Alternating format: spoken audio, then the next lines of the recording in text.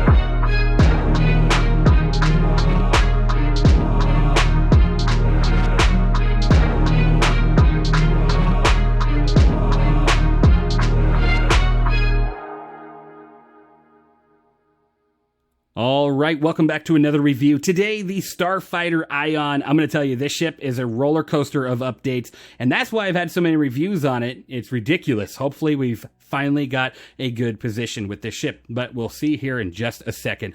First, I want to say thank you to everybody. We hit 20,000 subscribers on the channel. Now I think we're at 20,100. I feel so grateful. Like, I can't even express how grateful I feel. You guys are truly the best viewers, and I appreciate every one of you. Honestly, I never expected it to get this far, so I'm going to keep doing better and better for you guys, especially because my son loves these videos. It's the whole reason why I started doing them, and I just so grateful that you guys like them as well. Now, taking a look at the StarFighter ION, this ship has had a lot of changes, and this ship is now in 4.0.2, had another one, actually quite a few changes. So let's take a look. This ship, total price is $250 if you were to buy it on the Pledge Store, or if you buy it in-game, it is $4,725,000 aUEC. Now, if you get into a fight and you lose and you end up having to claim your ship, you do have a 10-minute and 18-second claim timer, and if you were to expedite that, it's 3 minutes and 25 seconds. Definitely not a bad time to get back into the battle if you need to expedite it and do so. Now, this ship is centered around that massive gun right there on it, and it gives a total of 3,401 damage per second. And I will say, before this update, the damage per second was 1,274, so it got a massive buff. And they got rid of that crappy charge mechanic, so I'm uber happy about that. Now, that is a size 7 SF7E laser cannon, so it is a very awesome gun, and it is bespoke to the ship, which means you cannot change it out. If you want a different gun, you got to choose a different ship, like its sister ship, the Inferno, which comes with a size 7 ballistic Gatling gun, which is pretty awesome. It's like an A-10 Warthog out here in space. Now, taking a look, this ship also has 8 size 3 Viper 3 missiles and 12 size 3 Arrestor 3 missiles, allowing you to put in a great amount of firepower with just missiles if you don't hit your target with your lasers, or if you want to do a preemptive attack. That is fantastic. Gotta love that. Now, this ship does have 2 size 2 shield generators, giving a total of 9,480 bubble shield, and it's not too bad. It's about average, and it's pretty decent, and you're going to need it. I'm going to tell you why here in just a moment, but let's talk about the ship HP. You also have 38,600 ship HP, which before it was 32,600, so another buff right there, which is pretty nice, right? But then you got to be wondering, well, why are they buffing the ship HP, and why are they buffing the damage? Oh, because they nerfed the heck out of the speed and maneuverability to the point of where you maneuver like a very big freighter. This ship has a top speed of 200 SCM with a 380 forward boost and a 210 backwards boost with a top nav speed of 1050. Now, before, this ship did have a top SCM speed of 210 with a top nav speed of 1100, so you're like, well, that's only a 10 speed difference, right? I'm going to tell you, it's a pretty big deal when every other heavy fighter in the game, the lowest top speed with the F8 is 210, right? So this one is the slowest ship, and it's got the worst maneuverability out of all heavy fighters. But then you're going to be looking at me and going, well, it's not supposed to go out there and attack heavy fighters. It's not supposed to go out there and attack medium fighters, right? Or even light fighters. It's a ship that is meant for bigger ships. This ship is meant to attack capital-sized ships or ships that are just massive, like the C2, the Caterpillar, big ships like that, ships that don't have great maneuverability or speed, and this thing will rip through those things with no problem.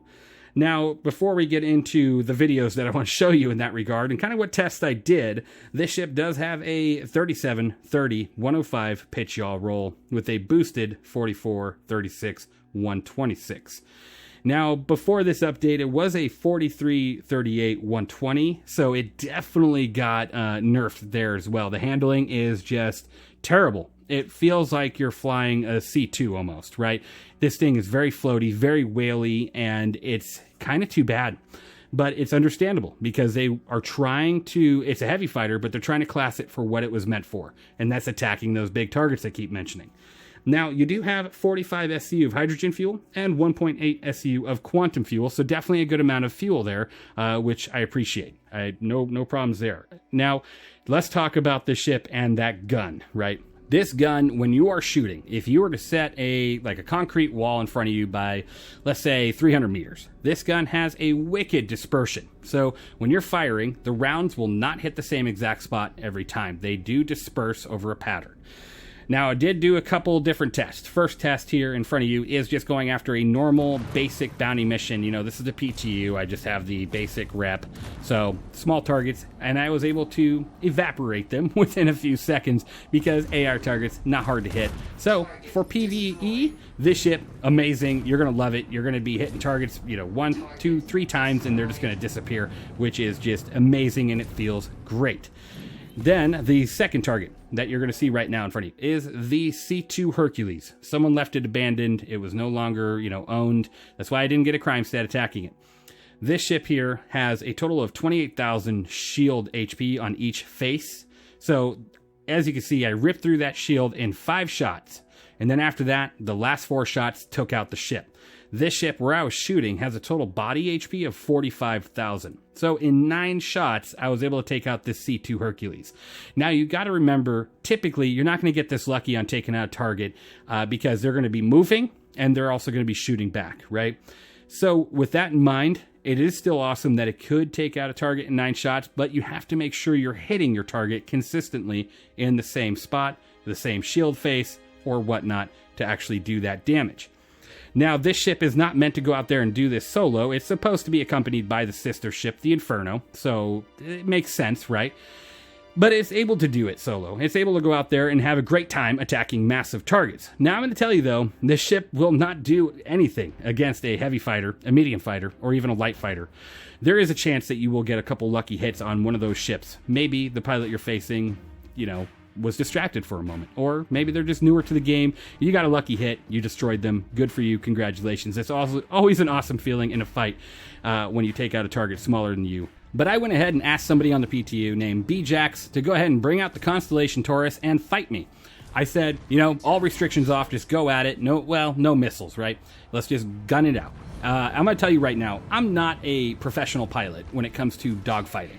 But I do know how to handle the StarFighter ION, at least 3 or 4 patches ago before the charge mechanic and the ship was a little bit overpowered. And I'll say that Taurus outmaneuvered me. And it did twice. He killed me twice, and it did not feel good for the fact that this ship should be able to handle a larger target like that. But then again, the Constellation Taurus is not that big of a target. So here I'm going to tell you. For my score on this ship, if you're looking to go out there and attack targets your size or smaller, this ship's a 2 out of 10. You're not going to do any good. It's going to honestly just piss you off because you're going to get outmaneuvered. They're just going to stick on your tail, and it's just not going to feel good. But if you're going out there and doing the role of this ship, attacking large targets or being a support ship and attacking ships that are already distracted in a battle, this ship for me is an 8 out of 10. And its only real negative factor is that speed and maneuverability. If you stick to the end of the video, you'll see the comparison against every other heavy fighter. Now, let me know, what do you think of the StarFighter ION down in the comments below. What do you think of the new update on it? They buffed the damage, they buffed the ship HP, but they nerfed the speed, navigation speed, and its maneuverability. Let me know what you think. Thank you guys for watching. I really hope you enjoyed this one. Oh, also, it does have its full components in Gold Standard Pass, as you can see on top and below. It has a weapons locker at the back of the ship and storage locker. Don't forget to use that if you're flying this ship. Otherwise, yeah. Thank you guys for watching. I really hope you enjoyed, and I will see you guys in the next one.